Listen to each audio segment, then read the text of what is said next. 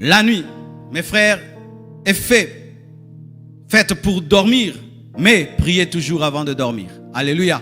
Priez toujours avant de dormir, à moins que tu aies prié toute la journée et tu dois te reposer la nuit. Mais si tu as eu une journée normale, mes frères, priez toujours avant de dormir. Je viens d'avoir une expérience qui a conforté ma position. Dernièrement, j'avais prêché et j'étais rentré à la maison très tard. Parce que des fois, je quitte ici à 22h, mes frères. Alors, j'étais arrivé à la maison, je crois, à 22h30.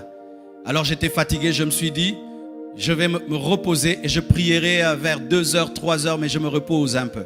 Je n'avais pas respecté mon programme de prier avant de dormir. J'ai dit non, je suis vraiment fatigué, je vais dormir et 2h, 3h, je vais me réveiller pour prier. Et qu'est-ce qui se passe? Notre fille, la cadette, se réveille et vient frapper à notre porte. Qu'est-ce qu'il y a? Oh, j'ai entendu une voix. Où? Une voix dans ma chambre. Oh, qu'est-ce que la voix? Non, la voix chuchotait. Et j'ai cru que c'était ma grande sœur, mais je l'ai réveillée, c'était pas elle. Mais j'ai entendu. Et moi, je ne néglige jamais ce que mes enfants me disent. Beaucoup de parents sont tout le temps philosophes, même dans les choses spirituelles. Ton enfant est en train de vivre une vraie expérience. Toi, tu expliques tout scientifiquement. C'est les dessins animés que tu avais vus. C'est le dessin animé. Papa, prie Dieu. Peut-être c'est pas le dessin animé. Et puis quand elle me parle, je me rends compte par le Saint-Esprit qu'elle a vécu une expérience, une attaque de l'ennemi. Et puis je prie pour elle, je la rassure, je lui prêche la foi. Et puis elle s'endort. Et puis quand je rentre dans ma chambre, je commence maintenant à prier pour la nuit. Et je prie. Et puis je m'endors. Vous savez ce que j'ai vu? J'ai vu dans cette nuit-là que je dormais. Mais je dormais dehors. J'étais comme dans un jardin. Et je dormais. Et j'étais étonné. Oh, mais comment je dors? Les gens passent. Les gens passaient. C'est comme si je dormais dehors. Et puis j'ai dit non. Et puis j'ai vu. J'ai refusé ça. Et puis je suis allé maintenant dans la maison. Et puis j'ai vu une clôture. Grande clôture en fer, en métal.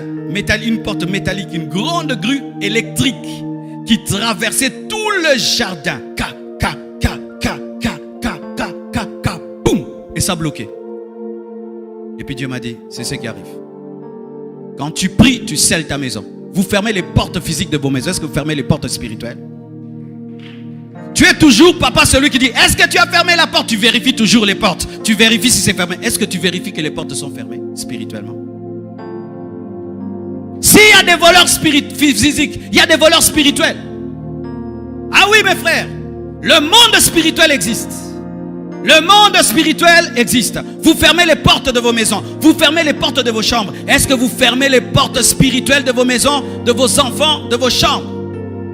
Chaque fois que je dois dormir, je scelle ma maison. Je scelle l'église de l'Imité. Je scelle toute la communauté compassion. Je scelle tous les noyaux compassion dans le monde. Je scelle le quartier. C'est ça que je fais toujours. Pourquoi? Je suis le surveillant. Je suis la sentinelle. Et ce jour-là, je me suis dit non, je me repose un peu. Et Dieu m'a montré en soi ce qui se passe quand je prie. Je ferme réellement la porte. Mais une porte tellement grande, mes frères, qui entourait toute la parcelle. Ah, je suis fatigué. Et arrêtez ces prières-là. Seigneur, tu sais que je suis fatigué. Alléluia.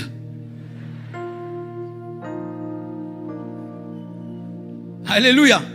Arrêtez ces choses-là de prier endormi. Non.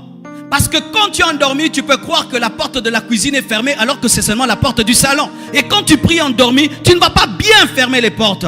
Soyez sérieux, tu te tiens debout et tu dis, je te consacre ma maison, je te consacre mes enfants, je te consacre cette nuit, je te consacre mon quartier, je te consacre mon église, je te consacre mes fils spirituels, je te consacre mon ministère. Scelle. Boum. Boum. Et quand Dieu ferme, personne ne peut ouvrir. Quand Dieu ferme, personne ne peut ouvrir.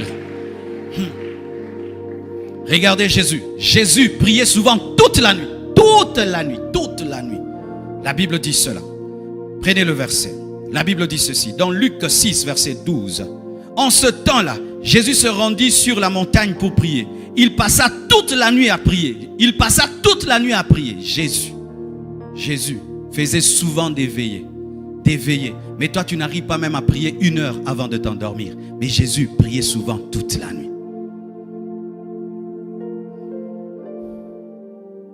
Alléluia.